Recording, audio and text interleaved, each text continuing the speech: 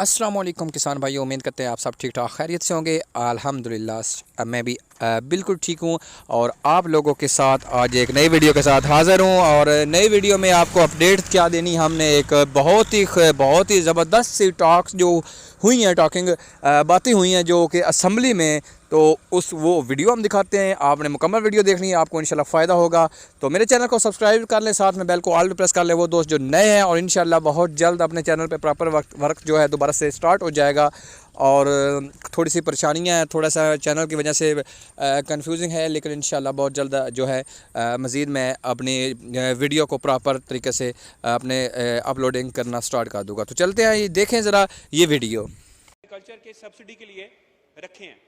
Different कमेटियों की meetings हुई, आपकी सरबराही में भी मीटिंग हुई जिसमें हमने पीपल्स पार्टी के अरकान को भी दावत दी, नून लीग के अरकान को भी दावत दी, ताकि मशावरत के साथ हम एक नतीजे पे पहुंच सकें कि हमने इस जो सब्सिडी की रकम है इसको हमने कहाँ खर्च करना है।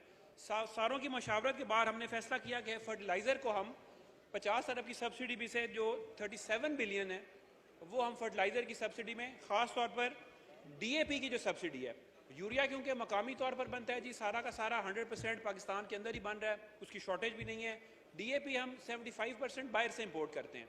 तो DAP के ऊपर हमने 925 रुपीज़ पर बैग की सब्सिडी जो है वो ECC से मंजूर करवा के, और हमने सूबों को लिख दिया कि हमने 925 रुपीज़ की सब्सिडी मंजूर कर लिया, तो आप सारे अपना अपना तरीका कार बताएं, क्योंकि एक डिवॉल्व सब्जेक्ट है, ये पैसा जो है किसान तक सूबों के ज़रिए पहुंचना है। तो हमने सारे सूबों को लिखा कि आप अपना अपना प्रोसीजर बताएं जिसके ज़रिए आपको सब्सिडी की रकम दी जाए जो आगे किसान तक पहुंचाई जाए। अमीर सुल्तान साहब, ये बताएं कि आपका टाइम फ्रेम क्या है, आपने कितने वक्त में ये करना है, क्योंकि इस पे हमने मीटिंग भी की थी। सर मैं उसी तरफ आ रहा हूँ। अच्छा, वो सर हमने सूबों को लिख दिया, चारों सूबों में से पंजाब ने, बलूचिस्तान ने और KPK ने अपने अपने तरीके प्रोसीजर के बता दिए, सिंध का अभी तक नहीं आया है। अच्छा, जो तीनों सूबों ने सर प्रोसीजर बताए हैं ना, वो तीनों के तीनों मुख्तलिफ हैं, हर सूबे ने अपना अलग-अलग प्रोसीजर बताया है। उस पर हमारी कोशिश थी कि एक यूनिफॉर्म प्रोसीजर बन जाए। बहरहाल उस पर क्योंकि हर सूबा मुत्तफिक नहीं हुआ, हमने उसी तरीके से हर सूबे का अपना अपना प्रोसीजर ECC के सामने रख दिया। ECC ने वो प्रोसीजर जो है क्योंकि सारे उसी तरह से रिजेक्ट कर दिए। ECC ने कहा कि आप एक यूनिफॉर्म तरीका लेके आएँ, हर सूबे का अलग-अलग तरीका होगा, इसके ऊपर चेक एंड बैलेंस रखना बहुत मुश्किल है।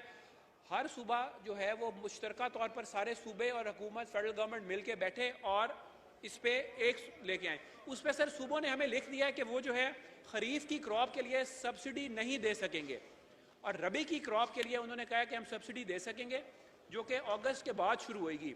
अभी तक किसी सूबे ने मशावरत के साथ बैठकर हमें अपना लाहे अमल नहीं दिया है। हमने उनका पैसा रिजर्व रखा हुआ है, उनको हम 3-4 दफ़ा रिमाइंडर भी भेज चुके हैं, 3-4 दफ़ा उनको यहाँ बुलाकर उनसे भी मीटिंग की गई। फेडरल गवर्नमेंट ने सर अपने तौर पर फर्टिलाइजर इंडस्ट्री के साथ और इंपोर्टर्स के साथ order in the house please, order in the house please. अपनी अलग-अलग ये बहुत अहम कॉलिंग अटेंशन है, और खासकर हमारे जो जितने भी MNAs है उसका एग्रीकल्चर में पूरा इंटरेस्ट है। तो हम जानना चाहते हैं कि इस वक्त क्या हो रहा है, और मेरे ख्याल में एक बहुत इंपॉर्टेंट है, प्लीज अटेंशन चाहिए आपकी। सर हमने फर्टिलाइजर कंपनियों के साथ और इंपोर्टर्स के साथ अलग-अलग मीटिंग की कि हम डायरेक्ट उनको ही पैसा दे दें ताकि वो कीमत जो है पर बैग की फैक्ट्री से ही कम करके भेजें, लेकिन उन्होंने इनकार कर दिया ये करने से, क्योंकि उनके 2014 और 15 के पैसे 480 मिलियन इसी मद में अभी तक फंसे हुए हैं। वो हम उनको प्रोविंशियल गवर्नमेंट पेमेंट नहीं कर सकी, उनका एतमाद नहीं है इस चीज़ के ऊपर। जी सरदार तालिब हुसैन नकवी साहब, to ask one question. Speaker, ये बहुत अहम कॉलिंग अटेंशन है, और पार्लियामेंट्री सेक्रेटरी साहब ने तो ये बताया कि जो होगा। शाहमूद कुरैशी साहब, आपकी अटेंशन चाहिए ये, चूंकि आपको पता है कि ये इशू हमने रेस किया था एग्रीकल्चर जो हमारी स्पेशल कमेटी है उसमें, वो वाला इशू चल रहा है जो अभी कॉलिंग अटेंशन है, पेस्टिसाइड वाला।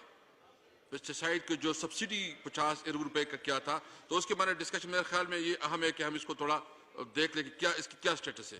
तो इस पे बात हो रही है, जब मैं आपकी अटेंशन चाहता हूँ इसके लिए। जी सरदार साहब प्लीज। जी थोड़ा सा मुझे ज़रा टाइम दीजिएगा। पार्लियामेंट्री सेक्रेटरी साहब ने तो ये बताया कि आंदा क्या होगा। जनाब, जो कुछ हो रहा है वो मैं on the floor of the house लाना चाह रहा हूँ। 37 बिलियन रुपीस सब्सिडी पे DAP खाद को दे दिए जा चुके हैं। और वो प्रोसीजर क्या है कि अगर आप बैग लेंगे आपको एक कूपन मिलेगा, आप वो कूपन SMS के जरिए, जिस तरह पोर्टल चल रहा है वेब पोर्टल, उस पर भेजेंगे तो आपको पैसे मिलेंगे। जब किसान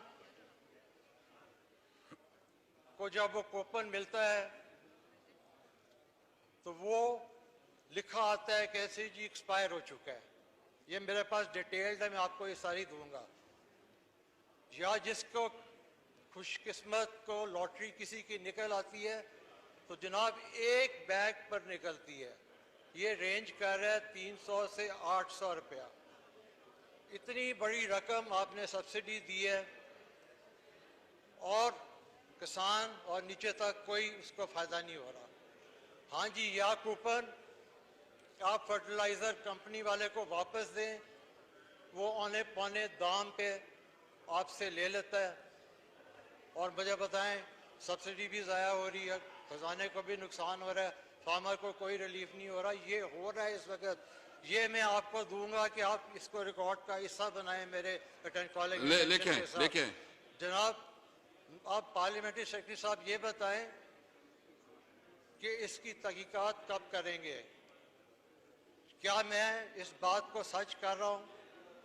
इस बात की तहकीकात करें, मालूमात लें और जो कुछ हो रहा है इसको बेहतर करें। बेहतर करेंगे तो इतना बड़ा सेक्टर एग्रीकल्चर का है वो तरक्की करेगा। जी ये चौधरी